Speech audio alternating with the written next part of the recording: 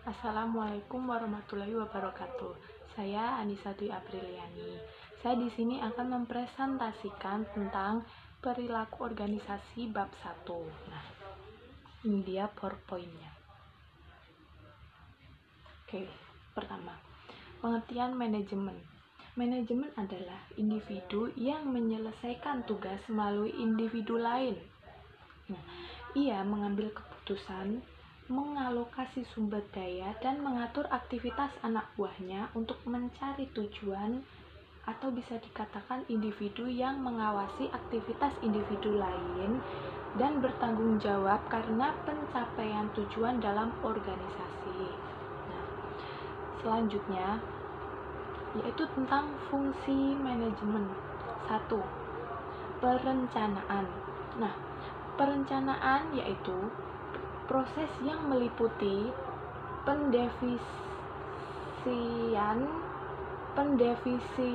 pendefinisian tujuan suatu organisasi, penentu strategi keseluruhan untuk mencapai tujuan tersebut, dan mengembangkan serangkaian rencana komprehensif untuk menggabung dan mengkoordinasi berbagai aktivitas. 2. Pengorganisasian. Pengorganisasian yaitu penentuan tugas yang harus dikerjakan, siapa yang mengerjakan tugas tersebut, dan siapa melapor kepada siapa. Selanjutnya, nomor 3, kepemimpinan. Kepemimpinan yaitu mengatur aktivitas individu lain, memotivasi karyawan, dan menyelesaikan konflik di antara anggotanya.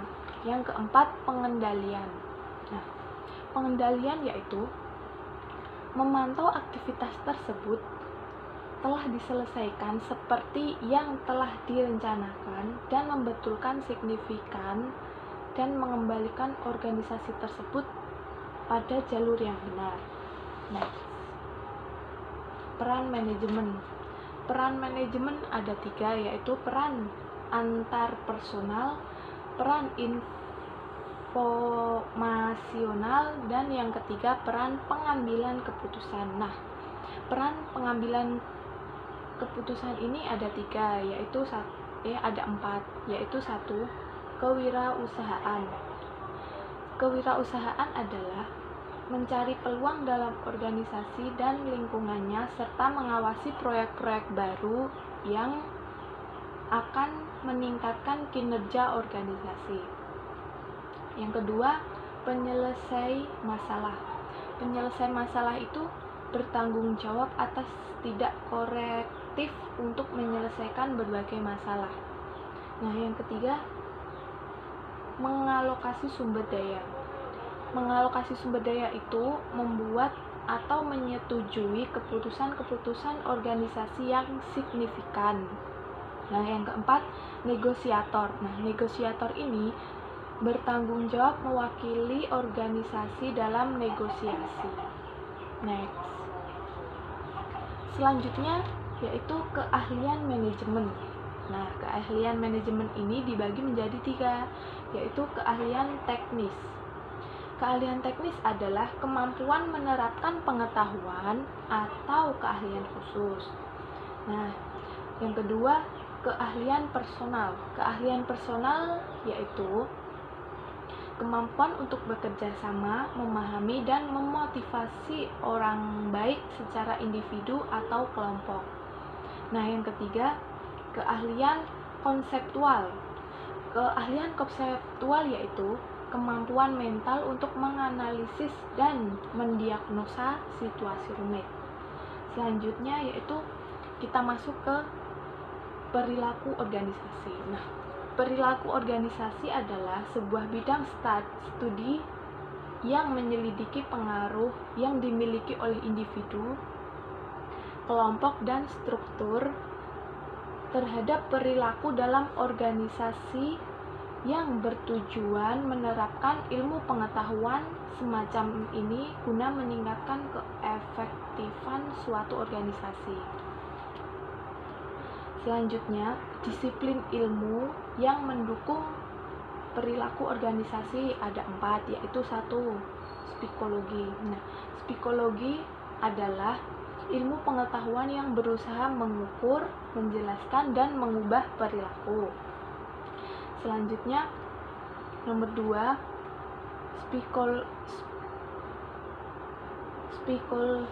psikologi sosial. Psikologi sosial yang yaitu psikologi yang memadukan konsep dari psikologi dan sosiologi serta berfokus pada pengaruh seseorang terhadap orang lain. Yang ketiga yaitu sosiologi. Sosiologi adalah studi yang kaitannya tentang lingkungan sosial. Yang keempat, antropologi. Antropologi itu studi kemasyarakatan untuk mempelajari manusia dan aktivitas-aktivitas mereka. Nah, selanjutnya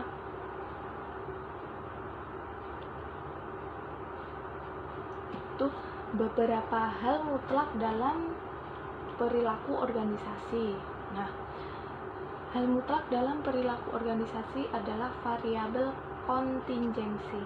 Nah, variabel kontingensi ini faktor-faktor situasional, variabel-variabel yang meninjau hubungan antara dua variabel atau lebih, digunakan untuk menjelaskan berbagai variasi dalam struktur organisasi. Contohnya, seseorang dalam organisasi menyatakan bahwa setiap individu menyukai kerja yang rumit dan menantang, padahal tidak semua individu itu menyukai kerja yang rumit dan menantang.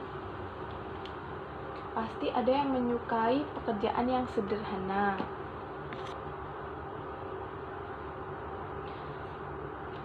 Next.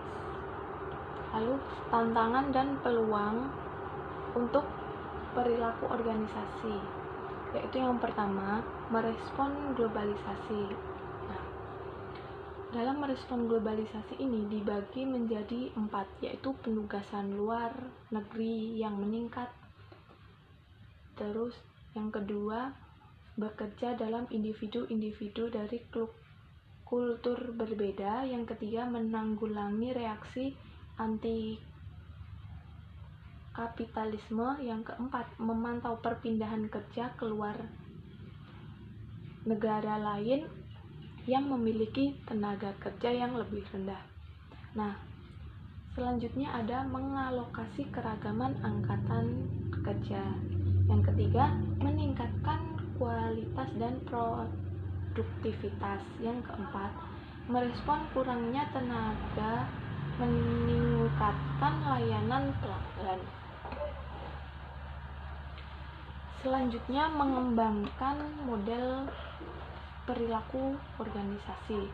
Nah, mengembangkan model perilaku organisasi ini dibagi menjadi 2. Yang pertama, variabel dependent. Variabel dependent yaitu respon yang dipengaruhi oleh variabel independent.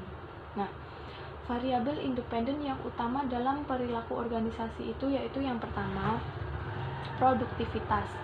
Produktivitas itu ukuran kinerja yang mencakup keefektivitas dan efisiensi. Nah, yang kedua itu efektivitas. Efektivitas itu pencapaian tujuan-tujuan. Yang ketiga, efisiensi. Efisiensi yaitu rasio hasil efektif dengan memasukkan yang dibutuhkan. Yang keempat, mangkir. Nah, mangkir ini ketidakhadiran di kantor tanpa izin, bisa dikatakan dengan bolos. Nah, yang kelima, perputaran karyawan. Yang keenam, perilaku menyimpang di tempat kerja. Yang ketujuh, kepuasan kerja. Nah, yang kedua tadi kan variabel dependent, yang ini variabel independent ya, yang kedua. Nah, variabel independent ini adalah sebab yang diperkirakan dari beberapa perubahan dalam variabel dependent. Nah, variabel independen ini dibagi menjadi 3, yaitu variabel tingkat individual.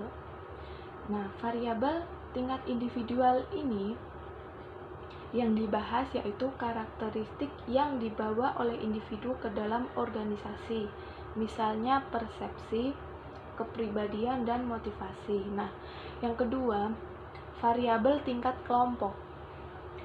Yang dibahas tentang variabel tingkat kelompok ini mengenai dinamika kelompok, antara lain uraian tentang pembentukan kelompok, proses-proses yang terjadi dalam kelompok. Nah, yang ketiga, variabel tingkat sistem organisasi. Yang dibahas tentang variabel tingkat sistem organisasi ini adalah bagaimana pengaruh dari ukuran organisasi, kebijakan organisasi, dan performa si individu dalam organisasi tersebut. Nah, mungkin ini saja yang bisa saya sampaikan mengenai perilaku organisasi bab 1. Mohon maaf apabila penjelasan saya kurang jelas. Wassalamualaikum warahmatullahi wabarakatuh.